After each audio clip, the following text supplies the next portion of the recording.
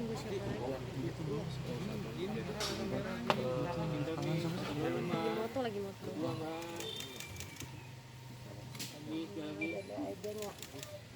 Dea itu dia bukan karyawan saya. Saya memberikan Dea itu pekerjaan karena melihat seorang wanita yang pergi malam pulang pagi.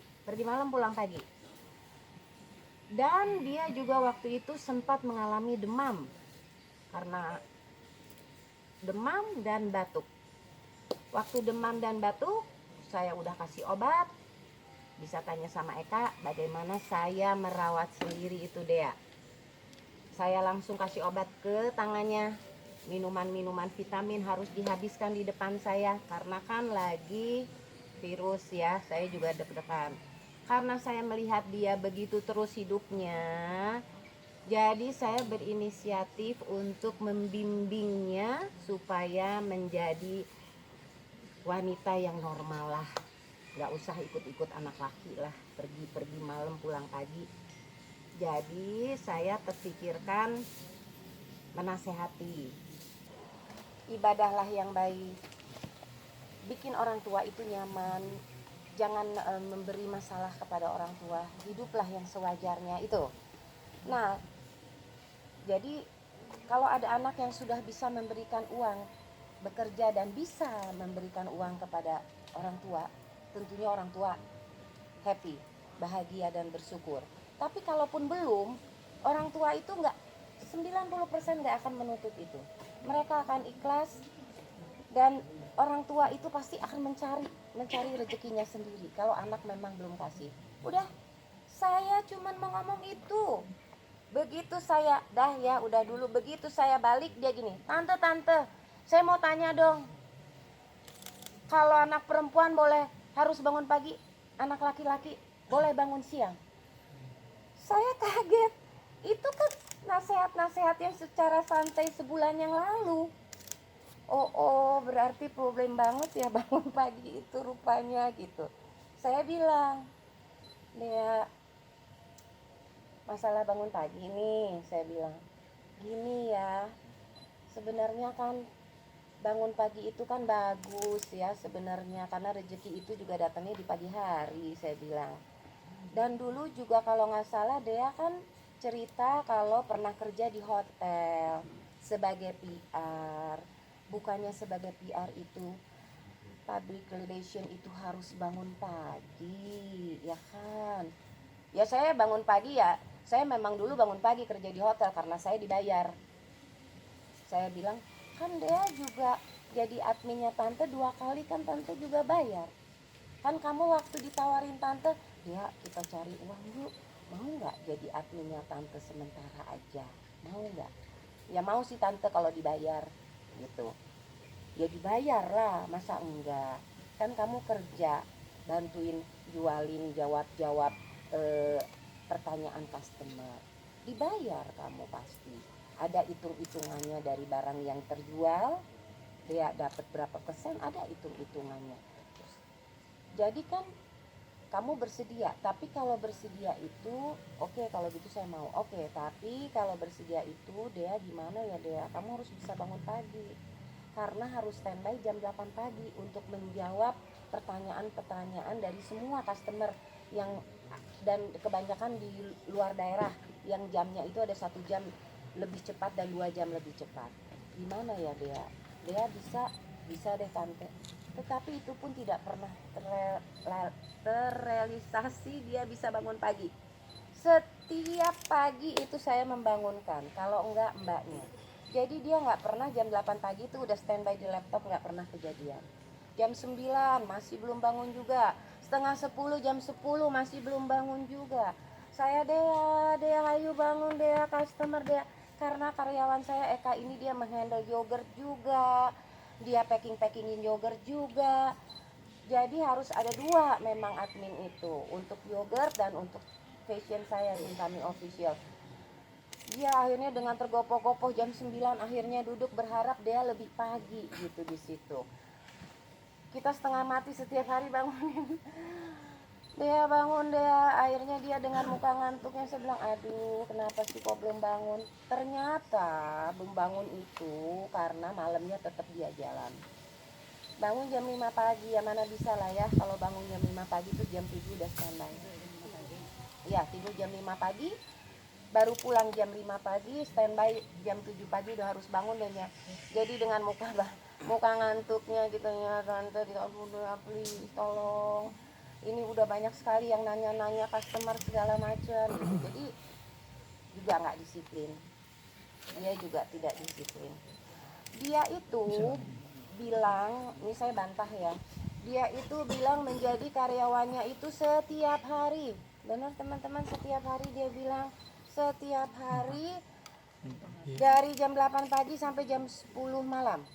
Nih, saya menawarkan dia itu pertama kali tanggal 5 Juli. 5 Juli itu hari Minggu. Live IG saya startnya jam 2 siang.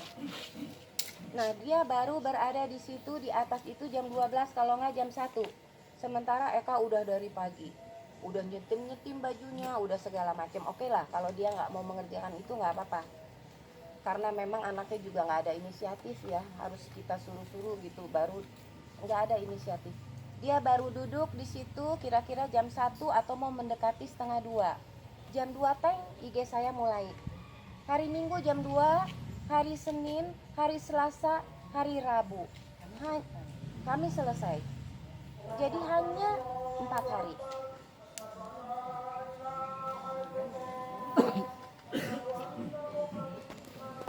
Hari Kamis sudah tidak ada lagi karena pertanyaan sudah mulai sedikit, jadi Eka bisa handle sendiri. Jadi hanya hari Minggu jam 2, Senin, Selasa, Rabu. Start jam 8, tapi kan nggak pernah tuh start jam 8. Selesai, Eka, selesai jam berapa admin? Saya tidak pernah memaksakan selesai harus jam 10. Nggak bisa, terserahlah mereka, kesanggupan dari mereka jam berapa. Mau jam 8 dan itu santai banget teman-teman. Ngurusin admin tuh santai banget, sambil makan pun bisa, cuman jawab aja begini sambil santai-santai. Abis itu ada yang mau size L, ambil bajunya, lipet-lipet, masukin kantong, sambil makan sambil apa juga bisa, bener-bener santai. Nah, setelah hari Kamis itu selesai, udah dia hidupnya nggak tahu lagi bagaimana. Nah, mulai lagi hari Minggu berikutnya. Kebetulan waktu itu di tanggal 5 sama 19 Juli. 19 Juli saya nanya lagi sama dia, Dea masih mau jadi admin apa enggak nih? Apa mau orang lain aja? Ya udah deh tante, saya mau jadi admin lagi tanggal 19. Saya belum kapok nih ya, bangunin dia pagi rupanya. Ya udah akhirnya jadi lagi admin 4 hari lagi, hari Minggu jam 2 sampai hari Rabu. Nah setelah itu saya give up, angkat tangan, karena nggak mungkin lah saya terus-terusan bangunin dia setiap pagi untuk menjawab pertanyaan-pertanyaan customer. Harus ada kesadaran. Habis itu ya sudah selesai. Maka itu waktu dia di atas tiba-tiba bilang begitu, perempuan, saya jadi bingung. Aduh, itu kan masalah yang udah sebulan yang lalu ya gitu. Habis itu ini yang mengenai karyawan ya, karena dia bilang karyawan. Dia udah berapa lama ngomong? Oh, dia udah 2 bulan di sini. Dia itu sebetulnya tinggal di sini itu bukan 2 bulan, teman-teman. Bukan 2 bulan. Dia sendiri yang bilang dia masuk April.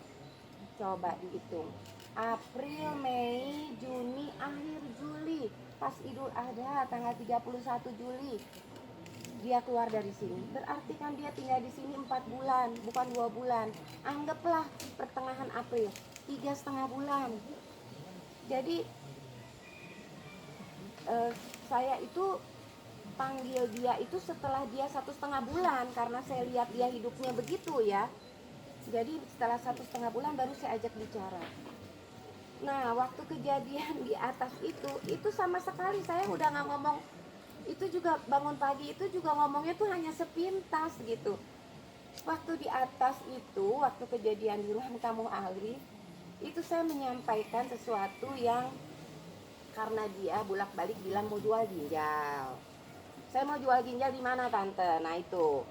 Jadi saya terpikirkan, ini saya ulang lagi ya, karena saya terpikirkan, aduh anak-anak mungkin beranggapan kalau orang tua itu ingin dikasih uang, ingin mungkin pengharapan orang tua itu uang gitu. Alif juga harus tahu. Jadi saya sekarang waktu itu tuh ngomong juga untuk Alif juga, untuk Alif, untuk Dea, dan ada temannya Dea satu lagi yang namanya Hugo itu. Jadi saya sambil berdiri sebentar saya ngomong, niat saya tuh hanya ingin menyampaikan itu. Anak-anak, tante mau ngomong sebentar ya Alif ya, boleh ya, sebentar aja. Cuman mau nyampein bahwa nih anak-anak harus tahu bahwa yang diharapkan oleh orang tua itu bukan seutuhnya uang. 90% orang tua itu membesarkan anak dengan ikhlas. Jangan lupa subscribe ya.